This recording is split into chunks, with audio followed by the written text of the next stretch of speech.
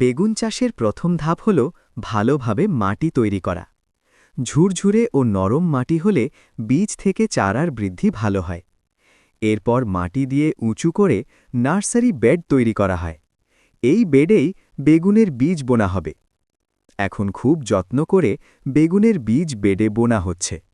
বীজ বেশি গভীরে না দিয়ে হালকা মাটি দিয়ে ঢেকে দিতে হয়। বীজ বোনার পর হালকা করে জল দেওয়া হয়। প্রতিদিন নিয়মিত জল দিলে চারা দ্রুত ও সুস্থভাবে বড় হয়। এবার মূল জমি তৈরি করা হচ্ছে। চারা রোপণের আগে জমি ভালোভাবে প্রস্তুত করা খুব জরুরি। ট্র্যাক্টর দিয়ে জমি ভালোভাবে চাষ করা হচ্ছে। এতে মাটি নরম হয় এবং গাছের শিকড় ভালোভাবে ছড়াতে পারে। এখন জমিতে গোবর সার ও জৈব সার প্রয়োগ করা হচ্ছে। সঠিক পরিমাণ সার দিলে বেগুন গাছ শক্ত হয় এবং ফলন বাড়ে। নার্সারি থেকে চারা তুলে মূল জমিতে রোপণ করা হচ্ছে। চারা রোপণের সময় গাছ থেকে গাছের দূরত্ব ঠিক রাখা খুব দরকার। এরপর নিয়মিত জল দেওয়া, আগাছা পরিষ্কার ও পরিচর্যা করা হয়।